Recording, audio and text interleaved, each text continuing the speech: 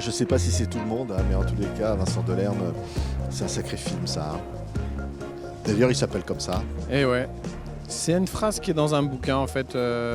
C'est un bouquin dans l'amant de Duras. À un moment donné, elle dit quand j'avais 15 ans, mon visage est parti dans une direction inconnue. Je ne sais pas si c'est tout le monde, mais en gros, moi, ça m'a fait ça. Et c'est une question que j'aime bien me poser souvent dans la vie, de me dire moi, Ouais. ce truc, je ressens les choses comme ça. Est-ce que ça fait la même chose à d'autres gens? En même temps, parce que ce film, on va en parler, mais c'est tellement beau, c'est tellement poétique. Ce mariage des mots, des images, du temps qui passe, du regard, de ceux qui se racontent, des petits portraits. Et on se dit, au fond, oui, on a un peu tous vécu quelque chose comme ça. Il y a quelque chose d'universel. En tout cas, j'aimais bien cette idée à chaque fois de se connecter pendant 3-4 minutes à une personne, qu'elle te dise quelque chose, soit qui compte pour elle, soit quelque chose qui va dire quelque chose d'elle presque malgré elle, et que tu dis ah mais oui en fait cette personne-là, peut-être soit on pourrait être amis, soit j'ai quelque chose en commun avec elle, et d'une manière un peu qui peut sembler un peu décousue, parce qu'il y a des gens qui sont connus, des gens qui sont pas du tout connus, mais voilà, ça me parle parce que souvent je me dis ça, qu'on croise des gens, on ne sait pas qui ils sont vraiment. On voit bien qu'il y a beaucoup de différences sûrement entre eux et nous, et en même temps il y a forcément aussi plein de points communs, donc le film joue un peu là-dessus. Ouais. Voilà, regardez quelques images du film de Vincent Delerme.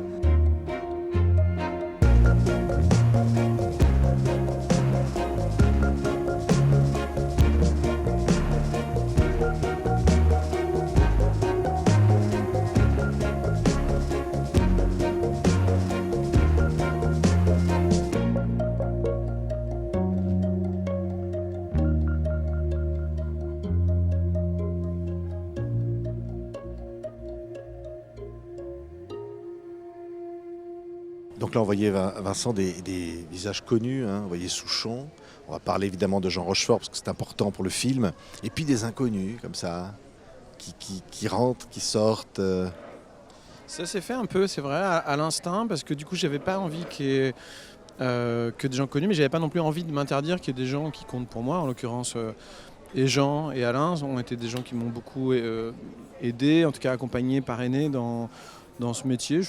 Ils sont pas, je connais pas, moi je suis pas quelqu'un qui sort énormément le soir, qui connaît plein de gens connus, mais par contre c'était important pour moi qu'ils soient là, au même titre que d'autres gens qui font partie d'un cercle plus intime, mais dont je savais qu'ils avaient justement quelque chose. Souvent en fait je les ai fait parler dans le film, mais en sachant un peu ce que j'allais chercher, parce que justement je les connaissais, je savais quelle zone m'intéressait, et j'essayais de les emmener un peu par là, mais en même temps c'est leur propos à eux, et c'était un exercice que j'aimais bien, me dire tiens aujourd'hui je vais aller filmer un ami que j'ai par exemple qui écrit dans des carnets tous les jours depuis 40 ans le contenu de sa journée juste en mots-clés, et essayer de comprendre le ressort de ça. Et lui, je sais, dans des soirées, il m'en avait parlé, et je trouvais ça à chaque fois très beau ce qu'il me disait. Je me disais, pourvu qu'il arrive à me redire comme ça. Mais on tournait tellement léger, j'étais la plupart du temps presque tout seul avec une autre personne, qu'on a arrivé à obtenir ces choses assez intimes souvent, Ouais. et que les gens n'étaient pas écrasés par l'idée du tournage, ou mince, ça y est, on a un micro. Non, c'était quand même très intime le Oui, ressenti. et alors, il y a, je disais, des mots, et puis il y a des musiques. Et puis des photos, il y a des images, il y a des souvenirs. Tout ça se marie à l'écran, une sorte de mélodie comme ça, d'un film différent, qui vous ressemble aussi quelque part. Ça, c'était quelque chose qui était étonnant et qui m'a fait plaisir, évidemment, quand les premières personnes ont vu le film, de me dire que ça ressemblait beaucoup, parce que c'est quand même des plans de cinéma, d'autres gens que moi qui parlent, mais effectivement, sur le plan photographique, les personnes avec qui j'ai travaillé, c'était des gens qui connaissent bien mes photos, qui savaient ma manière de cadrer. Il y a aussi un tiers du film que j'ai filmé moi, mais enfin on a fait ça à trois. Et c'était une répartition un peu un tiers pour la photographie, mais ça comptait beaucoup effectivement, qu'il y ait quelque chose de commun avec le travail photo.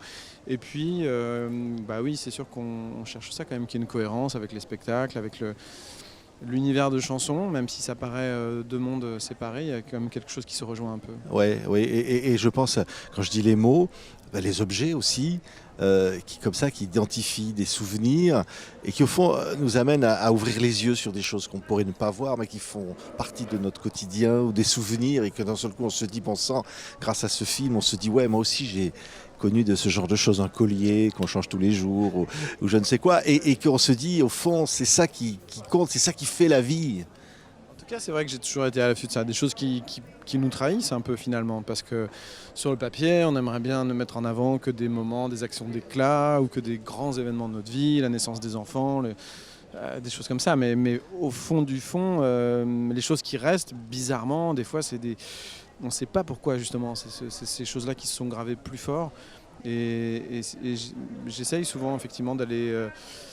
soit mettre des mots sur des sensations qui sont dans l'air dans les chansons, soit effectivement essayer de capter un peu ça. Après, c'était encore une fois pas hasardeux, mais disons que c'était un tournage qui était excitant à faire aussi parce que je ne savais pas ce que j'allais obtenir et que les choses n'étaient pas écrites dans un scénario très, très précis, quoi. Ouais. On va chercher au-delà des objets ou des mots, par exemple les villes nouvelles, imaginer que quelqu'un les a dessinées quelque part, qui a dessiné ma propre vie. Mais au fond, on se dit, tous ces personnages, ils sont touchants parce qu'ils sont libres quand même dans cet univers-là. Ça devient leur propre univers, c'est leur vie. C'est sûr. Après, là, de fait, ce que vous disiez sur le fait de se demander les villes nouvelles, qui les a dessinées, qu'est-ce qu'ils avaient dans la tête à ce moment-là, je sais que c'est des trucs vraiment de...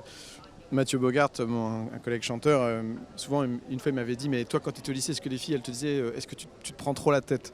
Et c'est vrai que c'est des problématiques de gens qui réfléchissent un peu trop parfois, tu vois, mais j'aime bien ça effectivement quand à Cergy il y a vraiment cette ambiance-là, on se dit c'est fou, il y a des gens qui ont dessiné ça, qui ont imaginé quelle allait être la trajectoire pour aller du centre commercial jusqu'au parking, jusqu'à l'école et voilà, c'est comme ça, finalement, essayer d'aller de manière assez légère et rapide, en fait. Mais pendant 3-4 minutes, se brancher sur une ville, en l'occurrence la vie d'une fille qui a grandi dans une ville nouvelle et qui a été fabriquée un peu par ça et par une époque aussi. Ouais, mais qui finalement rend les choses les plus simples, poétiques et belles. Il y a des plans magnifiques d'une usine fermée et finalement d'une voix off qui dit que bien, ça va être la retraite. Et ce qu'au fond, le regard, l'introspection comme ça, qui est l'âme de la poésie au fond, c'est de regarder les choses. C'est quoi le regard poétique qu'on peut avoir comme ça à travers un film ? Ça, c'est une question intéressante parce que souvent, quand on veut faire des choses qui sont liées à des choses très concrètes, soit à des émotions humaines très précises ou à des situations, c'est des choses qu'on peut aussi raconter avec ironie ou un peu à la manière du stand-up, de dire, je ne sais pas si vous avez remarqué, mais quand on rentre dans une boulangerie, il se passe ça. Bon, c'est ce qu'on entend souvent, ça. Effectivement, mais du coup, effectivement, ce qui est intéressant, c'est la poésie qui n'y est pas, là, en l'occurrence. C'est-à-dire, oui, juste d'écrire des actions concrètes et tout, et des tics qu'on a tous, bon, bah, ça, on peut le faire, mais aller chercher derrière ça ce que ça dit de nos fragilités, de nos timidités, de notre envie d'être accepté par d'autres gens, d'être aimé, tout simplement.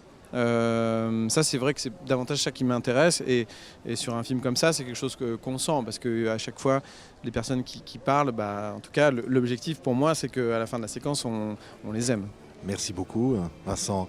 Il y a une image où on voit des jeunes qui plongent dans l'eau. Ils se jettent dans la vie quelque part, c'est un peu un symbole, ça. Ah oui, ça c'était un peu une chance, c'était le soir de la victoire de la Coupe du Monde. Ouais. En fait, tout le monde s'est mis à plonger dans le canal Saint-Martin. Il y en a pas un qui ressemble à l'autre d'ailleurs, ils ont tous une tenue différente, il y en a même sur à poil. Ah bah oui, ils n'avaient pas prévu de plonger en fait, donc ils n'avaient rien pris pour. C'est ça. Merci beaucoup Vincent, ça s'appelle Je ne sais pas si c'est tout le monde. Allez voir ce film qui ne ressemble à aucun autre. Merci beaucoup. Merci à toi.